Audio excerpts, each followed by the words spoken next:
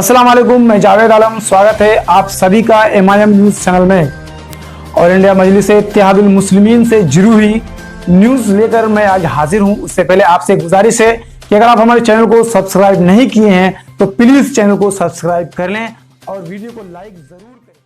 बात यह है कि हमारे कौम के दलाल, हमारे कौम के दरमियान में कुछ जुम्मन लोग हैं जो मुस्लिम कौम को वरगलाने का, मुस्लिम कौम को बेचने का काम करते हैं। इलेक्शन का टाइम आता है तो ये लोग बहकाते हैं। ये लोग कहते हैं कि अगर आप ओवैसी को वोट करेंगे बीजेपी आ जाएगी, अगर आप फलां मुस्लिम नुमाइंदे को आप वोट करेंगे तो बीजेपी आ जाएगी। बीजेपी का खौफ हासिल करते हैं, बीजेपी का खौफ दिलों के अंदर डालकर मुसलमानों का वोट ठगते हैं। और जब इलेक्शन गुजर जाता है और जीत कर पार्लियामेंट के अंदर या विधानसभा के अंदर पहुंच जाते हैं तो मुसलमानों के ऊपर जो हालात आते हैं उन पर खामोश रहते हैं। पार्लियामेंट के अंदर किस तरीके से बेबाकी के साथ आवाज़ को बुलंद करते हैं। अब बिहार का इलेक्शन आ रहा है। बिहार के इलेक्शन में बहुत ज़रूरी है कि बिहार की आवाम जागरूकता की मिसाल देकर, इत्तेहाद की मिसाल देकर अब की बार बैरिस्टर असदुद्दीन ओवैसी साहब को वोट करे, बैरिस्टर ओवैसी साहब को मायूस ना करे। बेहतरीन मौका है। आज हम बात करेंगे कि मुसलमान अपना राजनीतिक दल क्यों नहीं तैयार कर रहा है। तमाम लोगों के अपने राजनीतिक दल हैं, तमाम लोगों की पार्टियां हैं, तमाम लोग अपने राजनीतिक दल को मजबूत कर रहे हैं, अपने राजनीतिक दल को खड़ा कर रहे हैं। लेकिन आखिर मुसलमान कभी समाजवादी के साथ, कभी बसपा के साथ, कभी कांग्रेस के साथ, कभी JDU के साथ, कभी NCP के साथ, कभी लोकदल के साथ चलता है। लेकिन मुसलमान अपना राजनीतिक दल क्यों नहीं खड़ा कर रहा है? राजनीतिक दल अगर है तो उसको मजबूत क्यों नहीं कर रहा है? एक बहुत बड़ा सवाल है। आखिर कब तक ये मुसलमान समाजवादी, बसपा, कांग्रेस, लोकदल, RJD, NCP के कार्यालयों में जाकर दरिया बिछाने का काम करेंगे? आखिर कब तक इनकी जनसभाओं में जाकर जिंदाबाद और मुर्दाबाद के नारे लगाने का काम करेंगे? आखिर कब तक मुसलमान इनकी जूतियों को सीधा करने का काम करेंगे? आखिर मुसलमान अपना संगठन क्यों नहीं तैयार कर रहा है? यादवों की अपनी जमात है, ब्राह्मणों की अपनी जमात है, जाटवों की अपनी जमात है, जाटों की अपनी जमात है, सबकी अपनी जमात है। लेकिन मुसलमानों की हिंदुस्तान के अंदर कोई जमात नहीं है। अगर कोई जमात उभर के आती है तो मुसलमान उसको बीजेपी का एजेंट बोलता है, मुसलमान उसको बीजेपी का दलाल बोलता है। 70 सालों में एक मुसलमान कायद, एक मुसलमान लीडर जो मुसलमानों की ही नहीं बल्कि दलितों की, मजलूमों की और तमाम गरीबों की आवाज़ को बुलंद करता है, पार्लियामेंट से लेकर सड़कों तक आवाज़ को उठाता है, मुसलमान उसको अपना कायद, अपना लीडर तस्लीम करने के लिए नहीं है। जो हालात देश में 70 सालों से मुसलमानों के हुए हैं, सियासी एतबार से, माशी एतबार से, शिक्षा के एतबार से, तालीमी के मैदान में सब जगह मुसलमान पिछड़ा हुआ है। ना तो तिजारत में आगे है, ना वो शिक्षा में आगे है, ना तालीमी मैदान में आगे है। गरीबी, मुफलिसी, परेशान होना, निशाना बनना, ये तमाम चीज़ें इनके मुक़द्दर में लिखी हुई हैं।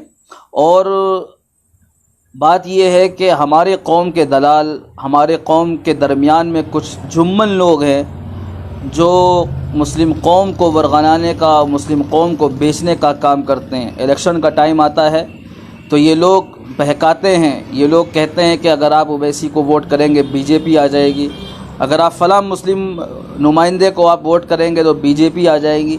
बीजेपी का खौफ हासिल करते हैं, बीजेपी का खौफ दिलों के अंदर डालकर मुसलमानों का वोट ठगते हैं।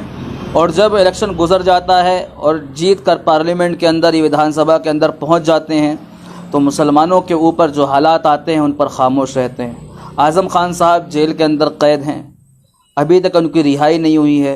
आज़म खान साहब ने अपनी जवानी मुलायम सिंह यादव पे कुर्बान कर दी, अब उनके बेटे के ऊपर अखिलेश यादव पे कुर्बान कर रहे हैं। लेकिन समाजवादी का कोई लीडर, समाजवादी का कोई कार्यकर्ता सड़कों पे उतरकर एहतजाज करने के लिए तैयार नहीं है, आवाज़ को बुलंद करने के लिए तैयार नहीं है। लेकिन जब हम लोग ये बात कहते हैं तो हम लोग को कौम का दुश्मन बताया जाता है कि आप लोग कौम के दुश्मन हैं। बात ये है कि आखिर कब तक हम इन तमाम सेक्युलर जमातों का साथ देते रहेंगे जिन्होंने हमें 70 सालों से ठगा है, जिन्होंने हमें 70 सालों से हमको परेशान किया है। बैरिस्टर असदुद्दीन ओवैसी साहब और काबिल लीडर इस कौम को 1000 साल तक मिलने वाला नहीं है। ये बात हकीकत है कि ओवैसी साहब जैसा बेबाक लीडर इस वक्त हिंदुस्तान के अंदर कोई मौजूद नहीं है, जो लॉ के एतबार से, आर्टिकल के एतबार से, अपनी काबिलियत से बड़े बड़े से लीडरों को और बड़े बड़े एंकरों को खामोश कर देता है। आप तमाम लोग डिबेट देखते हैं, टीवी पर भी डिबेट देखते हैं, आप तमाम लोग देखते हैं पार्लियामेंट के अंदर किस तरीके से बेबाकी के साथ आवाज़ को बुलंद करते हैं। अब बिहार का इलेक्शन आ रहा है, बिहार के इलेक्शन में बहुत ज़रूरी है कि बिहार की आवाम जागरूकता की मिसाल देकर, इत्तेहाद की मिसाल देकर अब की बार बैरिस्टर असदुद्दीन ओवैसी साहब को वोट करे, बैरिस्टर ओवैसी साहब को मायूस ना करे। बेहतरीन मौका है।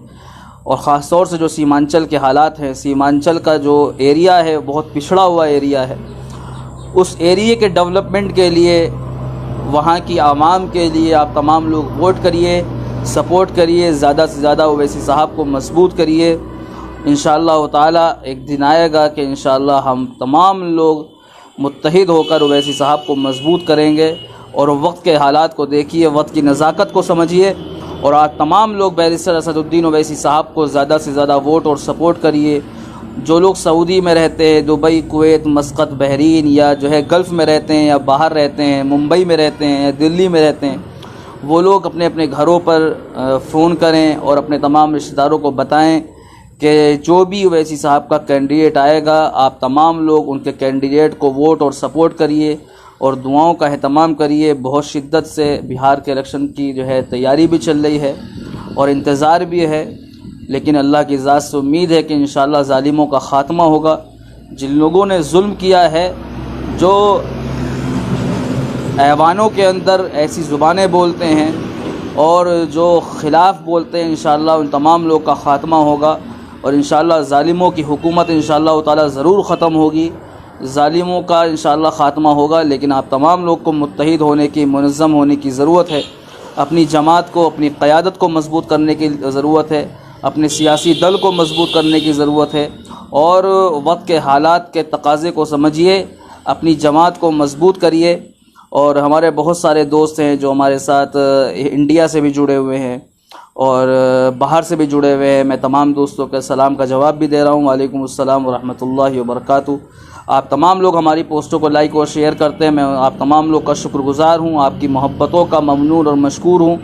हमारी वोट आप हमारे पोस्टों को ज़्यादा से ज़्यादा लाइक करिए, शेयर करिए और अपने दोस्त को जो है दुआओं में याद रखिए। इंशाअल्लाह हम लोग रोज़ाना किसी न किसी टॉपिक पे आपसे बात भी करेंगे और दुआओं का एहतमाम करिए। इंशाअल्लाह फिर मुलाकात होगी। अस्सलाम वालेकुम।